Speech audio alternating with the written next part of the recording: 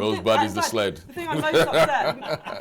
One of the things I was excited about today was that I was going to get to watch some of the new series, but did I get to see any of it? No, so I'm still in the dark. Oh, you're still in the dark. Oh, I well, know. see, that's the way we work in clandestine agencies. I thought I was going to be able to walk around and be like, I know what happens in the new series, and then no.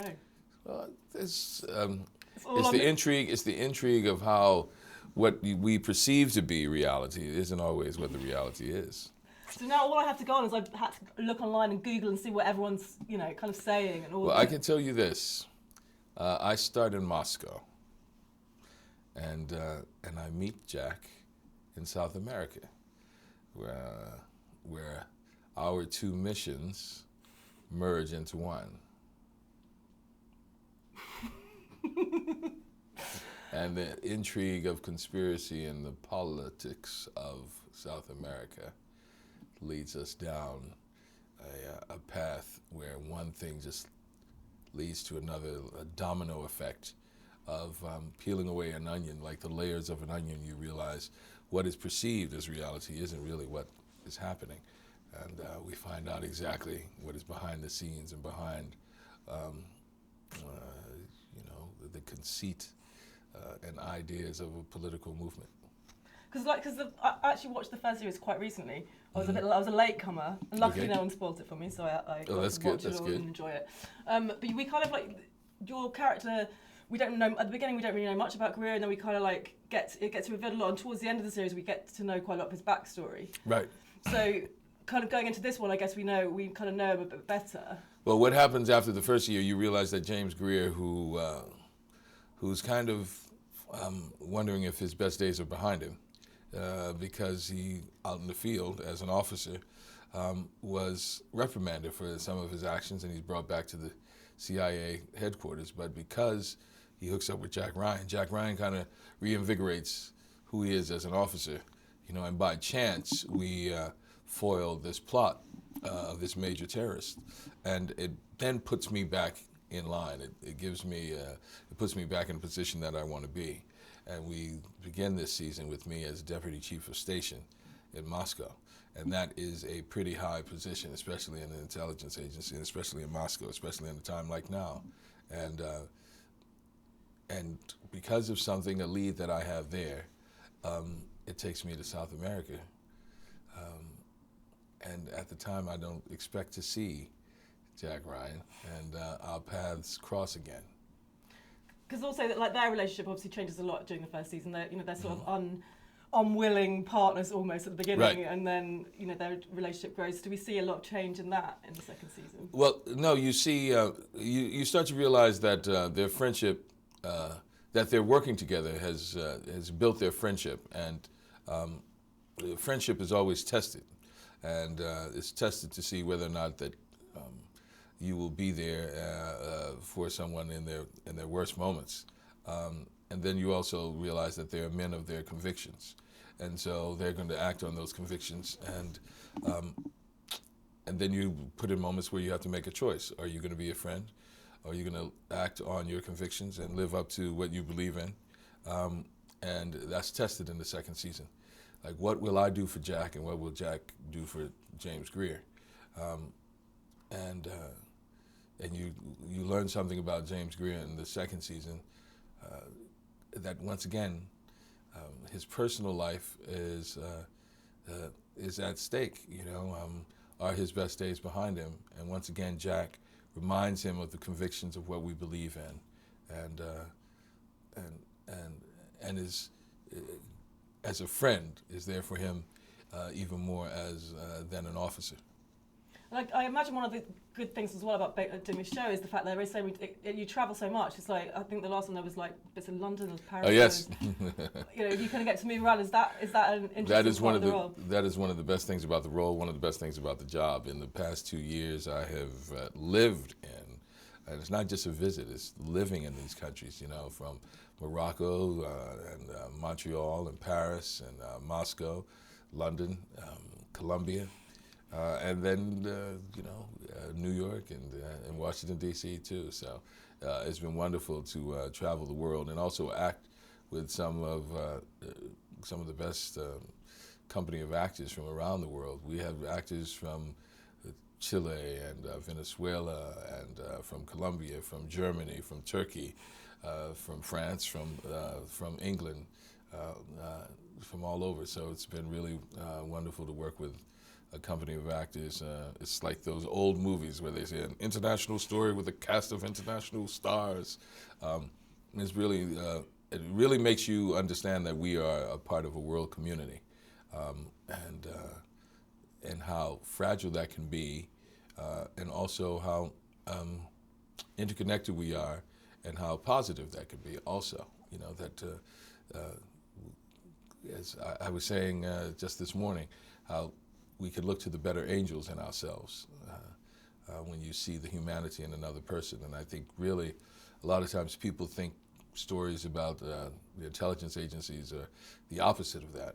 But it's really an attempt to make sure that we have an understanding that we are searching to touch the better angels in ourselves, but we are also aware that there are those who don't have our best interests at heart.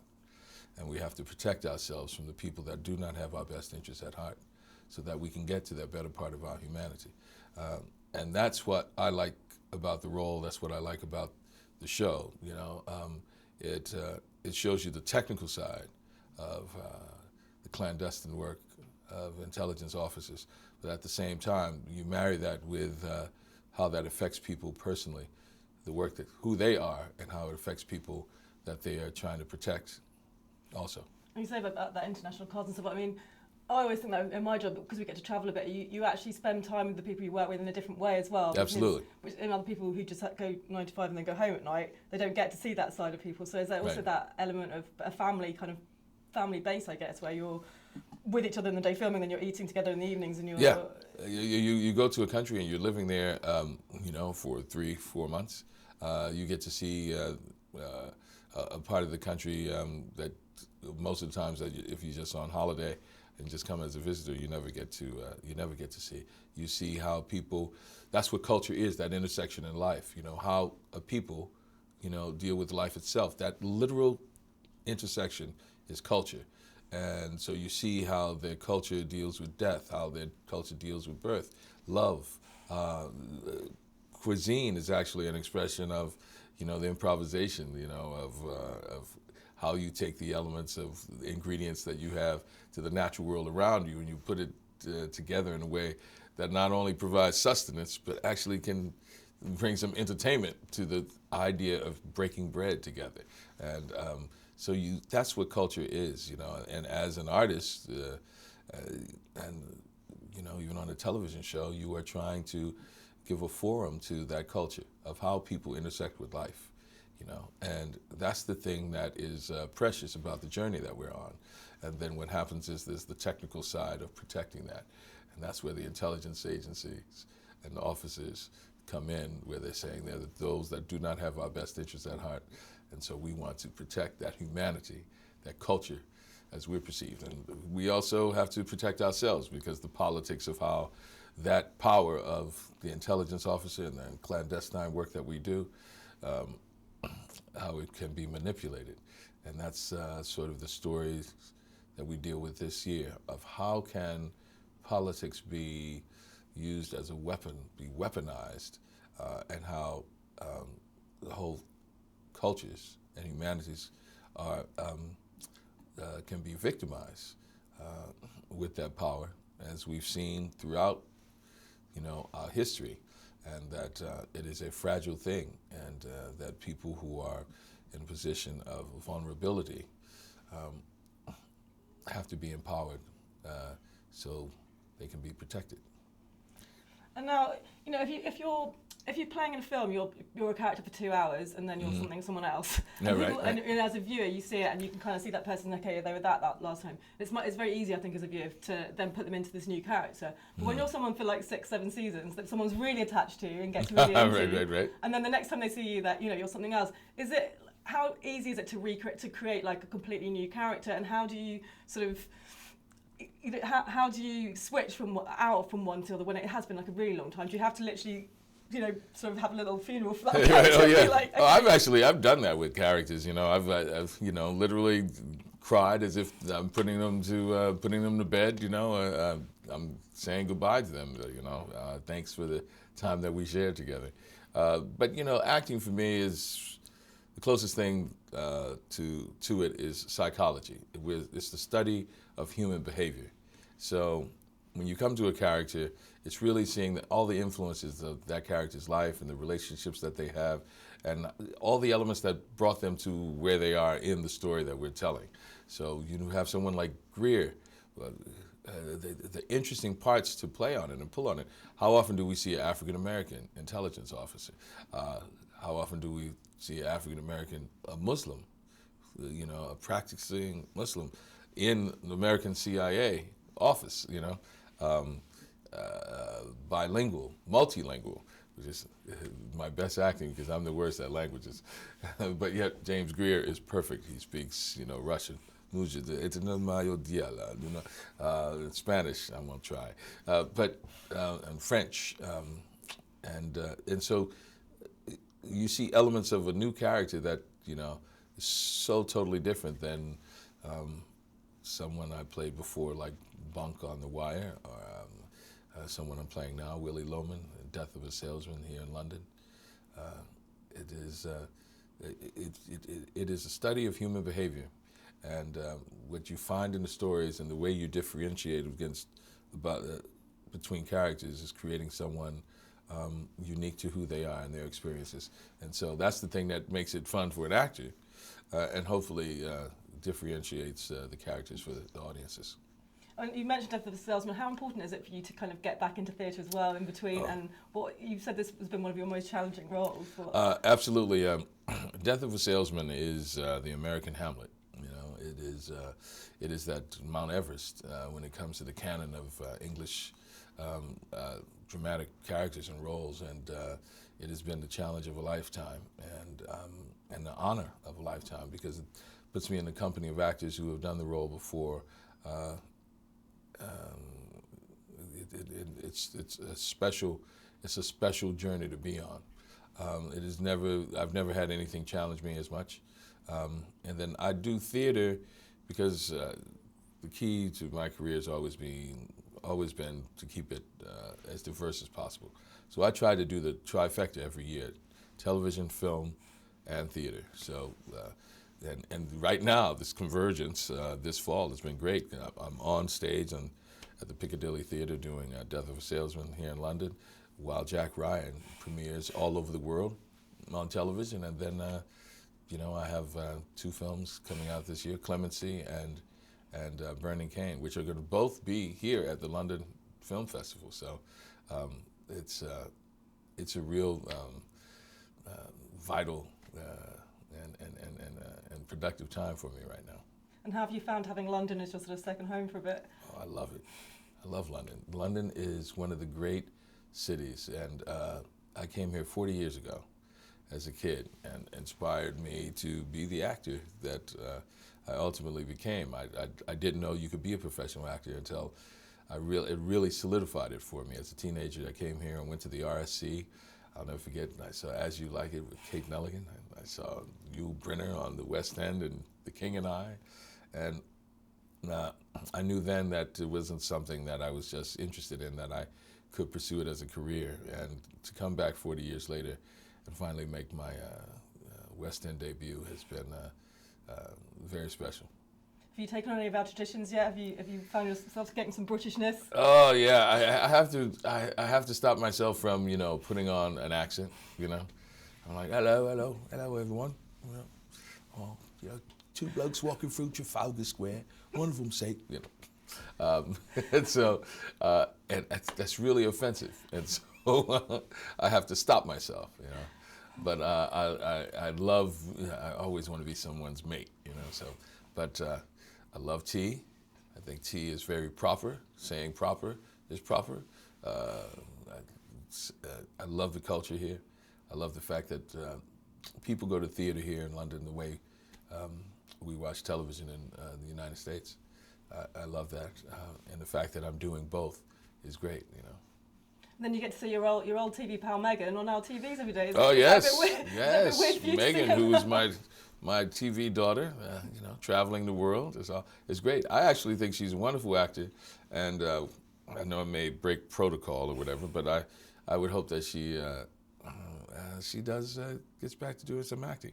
I suggested that they do Love Letters. It's a great play by A.R. Gurney. That she and the Prince could do that for one of their charities. I think it would sell out immediately, and she would be able to do some acting, with her beloved. And it's a wonderful play where two actors read the love letters between these two writers. So that would be great. So The Duchess of Sussex and Prince Harry in Love Letters by A.R. Gurney. Watch his face. Yes. It's going to happen. I know. Hopefully it happens. They are the patron of the arts here, so. I was going to say, she has kept her sort of hand in a bit and got involved in some of the theatre stuff here, which is kind of nice to see that she's keeping involved. Got to keep involved. And now, hopefully, she'll be able to come and see the play. Yes. Mm-hmm. Now, that opens at the end of October, isn't it? Yes. The end of October and through the holidays into January. So it's great. Great. Now, I've been asking everyone this at the moment. Who is your unsung hero of your career? Who are the people, or it might not be one person, it could be a few, who you don't get to credit much, who have been integral? Just from afar, one is gone. Roscoe Lee Brown was just a fantastic actor who inspired me to become an actor. James Earl Jones is one. I'm always influenced by the last great performance I've seen, It hasn't been one or two people in particular, but I'm always inspired by and motivated by the last great performance that I've seen. And I flew all the way last summer from Columbia while we were shooting Jack Ryan to see Sir Ian McKellen do King Lear. And I got a chance to meet him afterwards, and just in tears, and saying thank you, because that was one of the great performances, I keep coming back to performances last year. I saw a collection of actors do the Barbershop Chronicles at the National, which was just one of the great performances by Patrice. I can't pronounce the man's last name.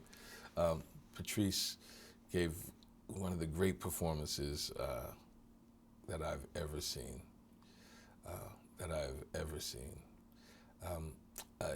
People talk about Laurence Olivier's Hamlet, or John Gielgud's Brutus.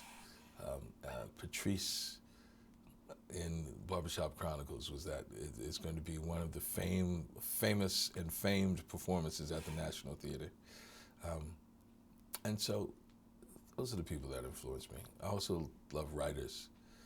Walter Mosley is a writer that I read, and his characters are so personal to me.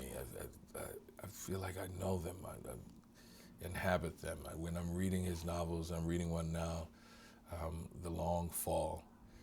Those men, he seems to tap into some humanity that I know about, which is great. And so those are the people that I find really, really special. What about behind the scenes? Is there anyone have you got a friend that's always been the person that's kind of given you advice, or the people that outside the industry? Outside the industry, one of the people I actually grew up with a man who is absolute genius, and very fortunate to call him a friend. The world knows him as Wynton Marsalis, who is one of the great jazz trumpeters who have ever come along. And Wynton and I met when I was about 14. And we've been friends, and I just watch how he develops his music and how he plays and his work ethic, and how he handles himself as an artist. And when we have our conversations, it's always about staying truthful to who you are and being authentic to what you want to do. And don't let outside influences take you off track. He's been able to help me remain an artist in a world that constantly is trying to tell you to be commercialized. You know, entertainment is a byproduct of art. Art is the forum where we reflect on who we are, what thoughts are to the individual. Art is to the community as a whole. It's a place where we reflect on who we are. We aspire to be something better. We reflect on our inadequacies, celebrate our triumphs, declare what our values are, and hopefully move to act on those values. And what thoughts are the individual who lies awake at night saying, you know, what am I doing with my life? Art should be the forum where we as a community come together and say, what are we doing with the time that we have here? And so Winston keeps me connected to being an artist. That just reminded me as well, actually, of watching the Emmys this weekend. It was very obvious this year, more than other years, I think, that there was so much more. There was conversation about climate, about gender, about sexuality, about diversity. There was so much coming out of that one event, and it's so good to see, I think. Yeah, I think it's great, but, you know, there's a hypocrisy also there in Hollywood, you know, because we speak about those things. We speak about those things on award nights, and we have that platform and all, and then, but, you know, there's a lot of firsts. As you pan the audience, and it's the same. You look at, if it wasn't, you look at, networks can go further. So I don't want to be the naysayer or the, the party pooper. You know, I don't want to rain on anyone's parade, but sometimes, you know, we look at Hollywood and, you know, this message about climate change as we jump on private jets and fly all over the world. We talk about diversity, and it's still, you know, it's difficult to tell all the stories and constantly. And you can put a story out there, and someone says, well, that's so unbelievable. You know, that doesn't happen. You know, we look at. You know, it's wonderful to see a show as diverse as Pose, and you see all the messages that they talk about transgender and inclusion in that, and that was really wonderful to see. But yet, just last week, 2 transgender women were murdered, you know, and that's not in the discussion. So it's very, you don't want to wear, we have to be careful that we want to wear our advocacy as some sort of costume, just like, hey, I'm woke, but yet you're not woke enough to see that the greatest, you know, threat to the transgender community right now is actually murder. All these unsolved murders of transgender women that no one's talking about. You know, it's great that we're seeing transgender stories on television, but I kind of rather solve the murders. No one's talking about that, so we have to be careful about wearing our advocacy in a convenient, cosmetic way. You know, if we're going to go green, let's go green. If we're going to be inclusive and talk about some of the issues at hand, let's deal with some of the real dangerous stuff. You know, it is still a difficult thing for me to be stopped, you know, by a police officer in America.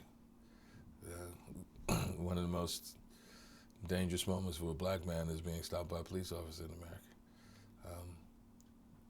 And people, you know, that's so we have to be careful that we don't wear our advocacy as just a showpiece. And our diversity in telling the stories in television and all is very important, and we can go further. We've only scratched the surface. So I'm not ready to congratulate us yet, because we've only scratched the surface. No, I agree. You've got to back it up with action, haven't you? Right. You can't just say. You can say. We're still talking about equal pay for women. You know, wonderful speech by Michelle Williams, talking about equal pay. You know, but it was just last year. The reason it was so impactful is because just last year, you know, she was offered $1,000 when her male co-star was given $1 million, literally, 1,000, and he was given $1 million. And someone blew the whistle, and that was the only way we found out about it. So it was impactful to see that here's a woman who literally is a star, who had just gone through the very thing that she was talking about. And while it's to be celebrated, it also is pretty, it's 2019. So we should, in our industry, on celluloid and cinema and television, it's a century-old industry. So, yay, it took you 100 years. Should we celebrate that, or should we be ashamed? We should be ashamed. So we just scratched the surface. I mean, in Venice, I saw Nate Parker's new film, American Skin, and actually that reminds me of what you were just saying. I do wonder, after watching it, whether, but will it get out to the audience? Because will it ever be a mainstream movie that people go to see? And yes, it's great to show it to a film festival audience who are all intelligent people who can, but how do you get that conversation? And how are they going to put that in check? Like, here he's going to challenge the American distributors of how they're going to put that movie out. What are we going to say about that? Which it is a real thing. So, there's always that battle of the yin and yang. There are those who don't have our best interests at heart. So, the reason we have to be vigilant about it, and ever vigilant, is because it's like moments of awareness and advocacy is really just about lifting the veil to show that there's an ugly side of humanity that is still there. And so, I choose to believe that there are people who join even something like the CIA and what we do. And I say we because I've invested so much time and energy into this role in Jack Ryan that I realize that I'm saying that. I actually have a mentor. I have a mentor who's a retired CIA officer who's been very influential in the way that I play James Greer, because in many ways he is James Greer, African-American, retired officer of the CIA, and someone I didn't expect to see at the CIA. So, so James Greer isn't that fictional. I say that to say that even in an agency that has a history of being challenged, and rightfully so, he was the one that explained to me the best way to change something is to be a part of it. And for him, that was the thing that helped him become a part of the CIA. All the things that we question about the CIA. I said, how could you be a part of it? He said, you can fight it from the outside or fight it from the inside. And I choose the latter, to fight it from the inside. And I say that, I got off track, but to say that those films, like Mr. Parker's film, is to challenge it from the inside, and to force distributors and the cinema world to say, are you really about being woke? So that's another example of, are you just going to give a speech at an award show, or give a platform to a film like this that challenges the way people are treated when they come in contact with police? Thank you. I've been given the tap on the shoulder, which means I have to wrap up. Well, thank you very much.